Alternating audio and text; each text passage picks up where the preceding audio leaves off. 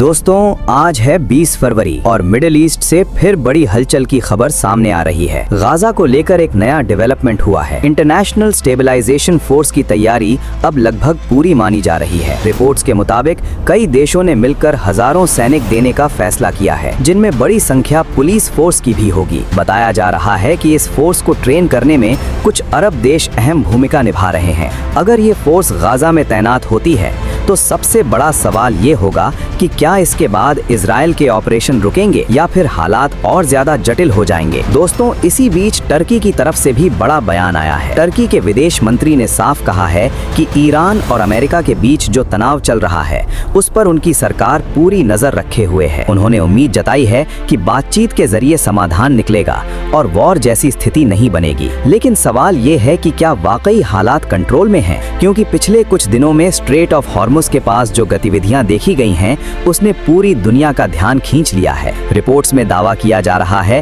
कि रूस और ईरान की नेवल एक्सरसाइज साथ में देखी गई है। अगर ये रणनीतिक साझेदारी आगे बढ़ती है तो इसका असर सिर्फ मिडिल ईस्ट ही नहीं बल्कि ग्लोबल पॉलिटिक्स पर भी पड़ेगा। वहीं अमेरिका की राजनीति में भी बयानबाजी तेज हो गई है। कुछ अमेरिकी नेताओं ने साफ कहा है कि अगर अमेरिका कड़े कदम उठाता है तो इससे मौजूदा नेतृत्व की छवि और मजबूत हो सकती है। दोस्तों, मिडिल ईस्ट की राजनीति हर दिन बदल रही है। एक तरफ कूटनीति की बातें हो रही हैं तो दूसरी तरफ सैन्य गतिविधियां भी तेज होती दिख रही हैं। अब देखना ये होगा कि आने वाले दिनों में हालात शांत होते हैं या फिर दुनिया एक और बड़े टकराव की तरफ बढ़ती है। मैं ऐसी ही जरूरी और बड़ी खबरें आपके लिए लेकर आता रहूंगा।